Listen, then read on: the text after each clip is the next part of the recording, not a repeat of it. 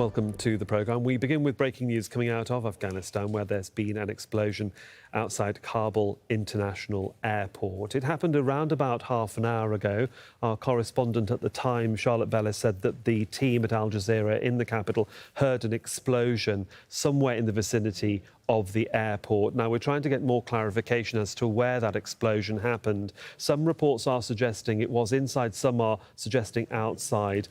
John Kirby, who's a spokesperson for the Pentagon in the US, says, and we quote, "We can confirm an explosion outside Kabul airport. Casualties are unclear at this time. We will provide additional details when we can." Well, for most of the day, we've been, of course, talking to our correspondents about the warnings being given by the US and NATO allies as the evacuation continues, as they try to get their staff and associates out of the country. There were strong indications, even according to the Taliban, that such an imminent attack was pending.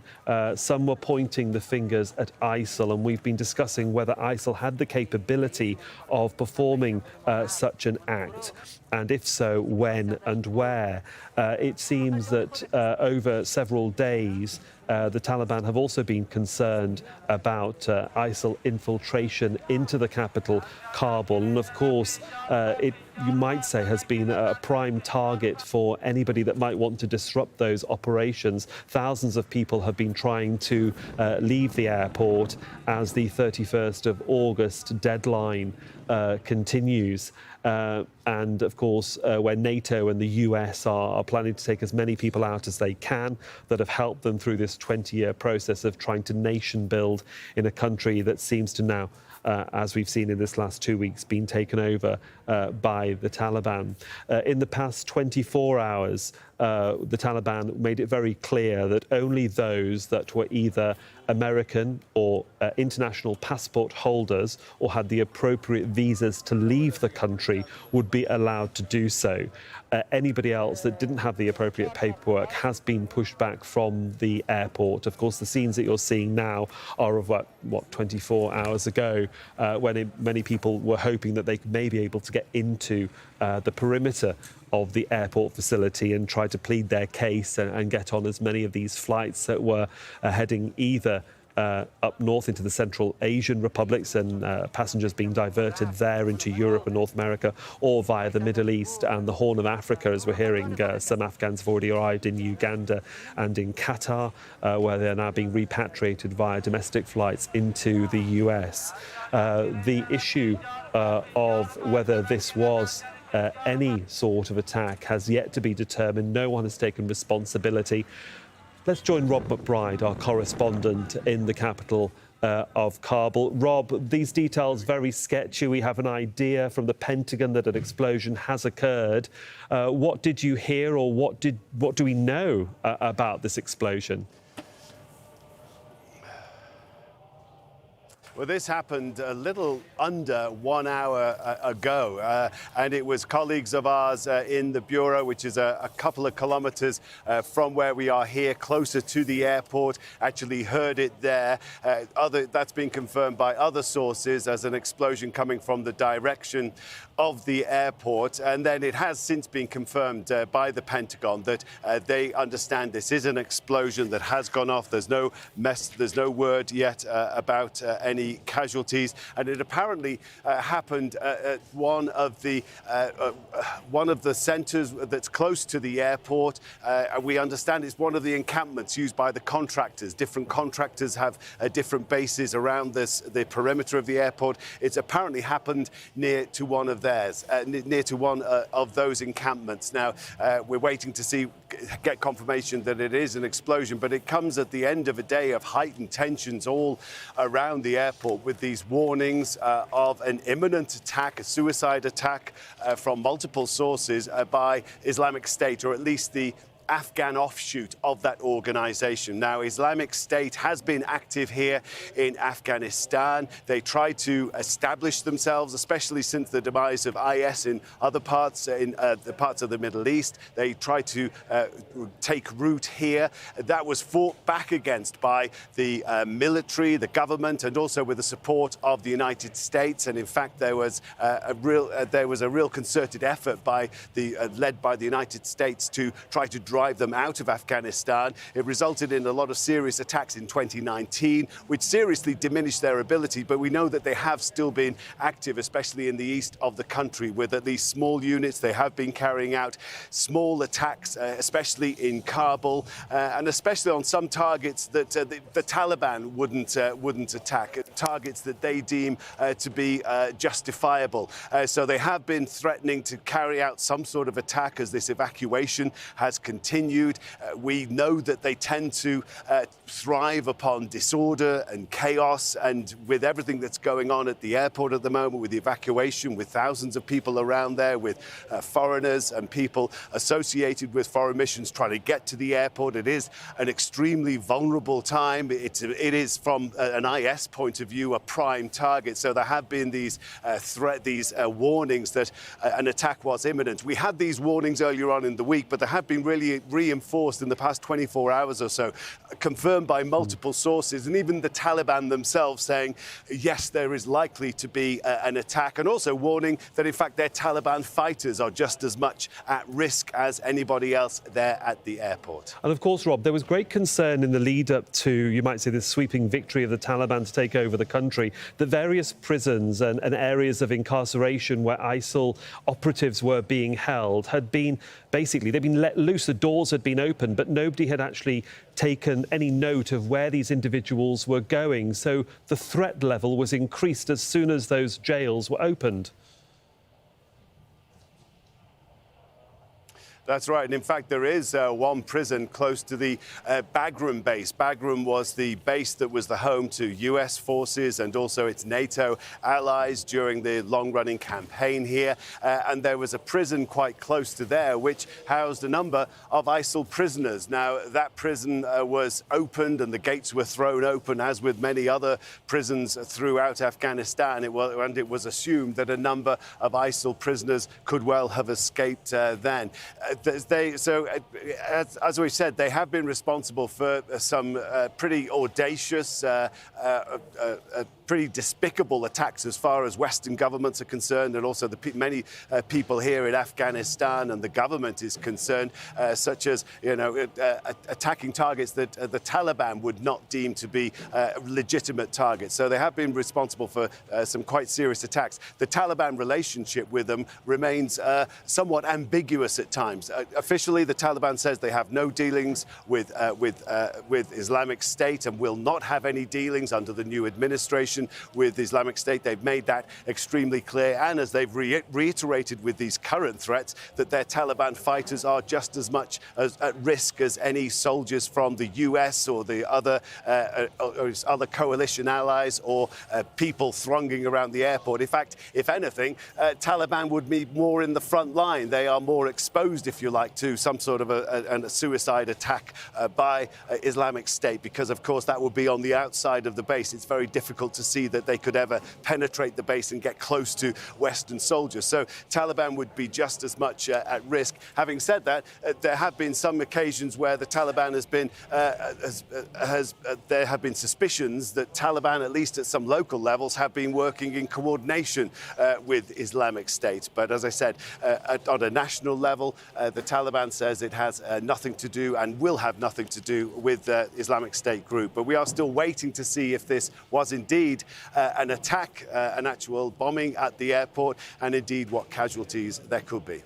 And of course, various contributors to Al Jazeera have said that there's no love lost between ISIL and the Taliban. But the real test of the Taliban's control over the country is whether they can actually find out where this group or various members of this group are actually operating from, and whether they have the information network in place, as they'd like perhaps the rest of the world to understand that they have this in place right now, whether it is actually effective in finding those that may be behind this attack on the airport, because it would be a test of their authority across the country. It will be extremely interesting to see the relationship and the attitude of the Taliban, now in government, to Islamic State. You know, as we've said, they've had a slightly ambiguous relationship towards them in the past. The previous government, as we said, made extraneous efforts to try to wipe them out back in 2019 and very nearly did so. You would have thought if you were Islamic State, you would be looking with relish at what's happening, the withdrawal of US forces, all of its allies, the collapse of the Ashraf Ghani government and the Taliban coming into force.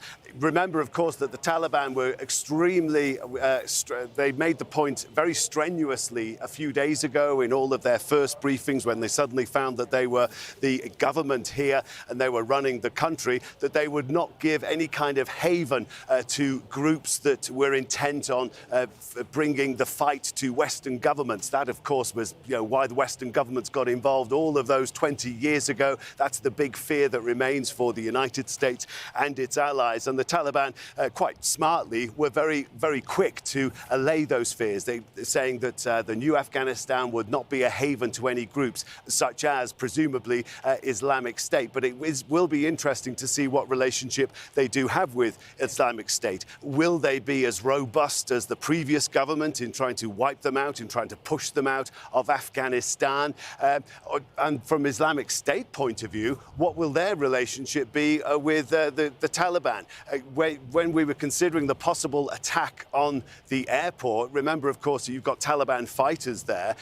The thinking was that the Islamic State, if they did launch an attack, they would want to be very careful that they target certainly Westerners or Western forces or any members of the US military or its allies. It would, in the collateral damage, inevitably get passengers or people who are trying to get onto flights out of the country. But if you're Islamic State, you could probably justify that in as much as these people were effectively, from an Islamic State point of view, almost collaborating with foreign governments. And if they're collateral damage, then so be it. But they would be very careful, Islamic State, not to catch any Taliban in as collateral damage, because they would know that if they want to stay in Afghanistan, despite all of the assurances from the Taliban that they're not going to give safe haven to any of these groups, they really have to stay under the radar, especially in the early days, early months, to see how this all plays out with this new government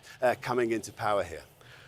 Rob McBride, thanks very much. Rob McBride, our correspondent there. Let's cross over to Charlotte Bellis, who joins me now on the phone from Kabul. We managed to get a gist of what you said before, Charlotte, about the lead-up to this explosion. Just let me explain as well that what we can see now, our live pictures are from Kabul airport. We can still see helicopters landing and we can still see planes taking off. So the operation at the airport seems to be progressing as normal. But tell us what you know.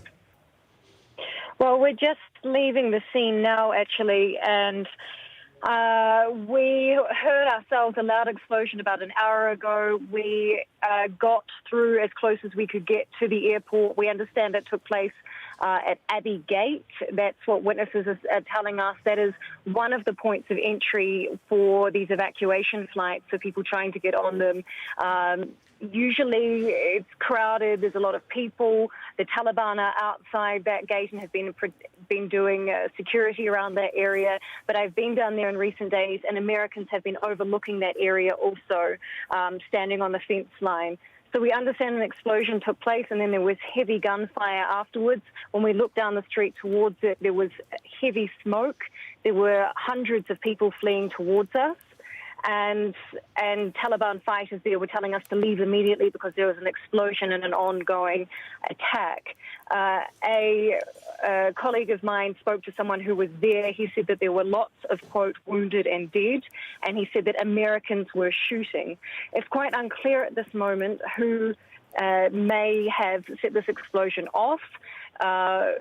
One Taliban contact told me that they believed that the Americans were destroying equipment at the time.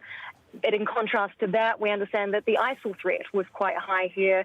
That's one of the reasons that many countries said that they have stopped their evacuations. The Americans also put out an alert, the Taliban saying today that no one can come near the airport because the ISIL threat is high, because they are looking at doing specifically car bombings in and around the airport to inflict, quote, maximum damage, as a Taliban contact told me today. So whether or not this is ISIL or something else is still unclear, but it looks like there certainly are casualties from this incident. Of course, hard to predict the future, Charlotte, but if this is an incident that has been perpetrated by ISIL, it seems that all sides will have to decide and reconfigure their plans, perhaps about the 31st of August. Yes, I mean, the security concerns have been growing here. We understand that for the most part, these evacuation flights are starting to slow. They were getting dozens off every day, and now there's certainly fewer flights taking off as they're kind of ramping down and now looking to get their remaining military out who have been facilitating this operation. But I think, for the most part, it's full steam ahead on getting everyone out by the 31st. The Taliban has said it's certainly a red line that no one can stay. Whether or not this attack speeds things up, it's hard to tell. Of course, we can see one military plane taking off from the airport as the sun sets across the Afghan capital. It does beg the question about security across the city as well, in terms of how much of the city the Taliban can control. I think either you spoke to us earlier in the day or Rob McBride did and said that more forces were being brought into the capital from the regions. The Taliban have brought in all their most elite forces. Even on day one, they brought in 1,000 of their special forces when they took over the city. And then they've become increasingly organised as the days have gone on. Around the airport perimeter now, they have a unit known as the Badri 313s, which are the most elite special forces from the Taliban. They're associated with the Haqqani network, and they had been in control of the perimeter. Going down there just yesterday, I spoke with some of the commanders. They were from different areas, but they were trying their best to do crowd control, but it was very much a soft target, and you can see why ISIL would target it, because there were thousands of civilians and the Taliban were fairly overwhelmed, and their best attempt to control and push people back was shooting in the air. They were resorting to beating people. We drove through a cloud of tear gas at one point. It was chaotic, and it has been, and there has been no improvement in the last 10 days in their management of this. And there's been a lot of blame to go around. The Taliban have said, well, we're controlling security, but why is this our problem? This is America's situation to sort out. They should have been more organised in managing these people. And it seems like it's never really been resolved. There was a deal between the Taliban and the US as far as security goes and who would manage what. But there's been so many loopholes, every side overwhelmed, and everyone just pushing as hard as they can to this deadline to get as many people out and then cut it, and the cards will fall as they lie. Yeah, Charlotte, let me just bring you up to speed with what we're getting in terms of wires. We're getting a Turkish Defence Ministry quote. They're saying there were 2 explosions outside Kabul airport, no damage to any Turkish units.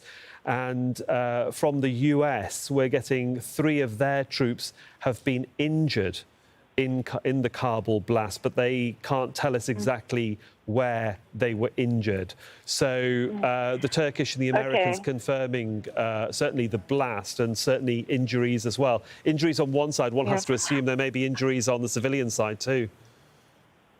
Most certainly. I mean, if the Americans are saying that 3 of their personnel were injured, that doesn't surprise me, because when you go down to the Abbey Gate to get in that way, there is a post overlooking the gate where there's a number of US soldiers stationed. I watched them myself the other day overlooking the crowds.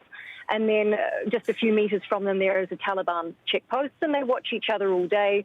And then there's dozens. The other day when we were there were hundreds of civilians packed like sardines, banging at the gate, hoping for a chance to get in, holding their papers up to the Americans. So if there has been an explosion in that vicinity, there are certainly Americans posted above that wall overlooking everything and may have been caught up in this. We heard this explosion at 5:40 p.m. local time, which is just over an hour ago. When we were there, we heard a second explosion, which was not as strong. And we also heard sirens coming from inside the airport. And then the Taliban had just pushed everyone back, and it appeared to have brought in reinforcements. There were at least double the number of Taliban fighters down there guarding the entrance as there normally were. They were very tense. They were shooting in the air. I saw them break a camera from another journalist. And they were very tense and very concerned and shooting frequently. Charlotte, we're also getting more news from the Americans that they suspect that this was a suicide attack. If that is the case, then it does lead into the direction of ISIL, doesn't it? Yeah, ISIL's MO, if you will, in Kabul is to do suicide blasts that target civilians. Usually they target the Shia minority, and they have been a constant threat in the back of everyone's minds in Kabul for some years now, although it has been some time since they have pulled off any type of large attack. But they are very much enemies with the Taliban, and that is one thing that the West and the Taliban have had in common here, is their mutual hatred for ISIL. And ISIL pockets have been in the east of Afghanistan, but they have tried to target civilians in previous years. And this was definitely on everyone's radar, that it would be easy for them to target the airport. The Taliban tried to push people back, but there were just so many people. There was no way to check people's bags, to pad people down as they entered the area, because the airport itself is so big. All they did was shoot in the air, and it appears it has not been enough.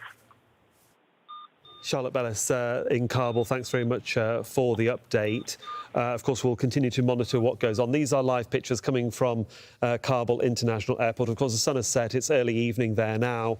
It seems that the military operations to get people evacuated from the country continue, and that the bomb blasts that we've been hearing about haven't interrupted that sequence of events. However, everybody will be on alert. Let's just cross over to Kimberley HALKETT, our White House correspondent in the US. Of course, the US just getting that news now. And Kimberley, we were getting various sourced information from the Pentagon about what they thought was behind these explosions. What are you hearing from them now officially? Well, we should point out that the Pentagon is expected to brief, and so we are watching for the latest official updates out of the Pentagon and from the Department of Defense spokesperson John Kirby. But already the United States has confirmed that they suspect this was a suicide bomb. And as we have been reporting, there are potential casualties as well as injuries. We know there are injuries to at least 3 U.S. service members. The extent of those injuries is unclear. Now, here at the White House, things are changing very quickly. I can tell you that the U.S. President Joe Biden has been briefed on the explosion that has occurred at Kabul airport. I can also tell you that he already met with his top national security advisors. And in some ways, unfortunately, this was not unexpected. In fact, we know that the U.S. State Department, as well as other American officials, had been cautioning Americans. We know there are at least 1,500 that are still awaiting evacuation. They were told not to go to the airport because of concerns of what has now transpired, and that is some sort of explosion. What we are told is that this is potentially a suicide bomber that is behind this detonation.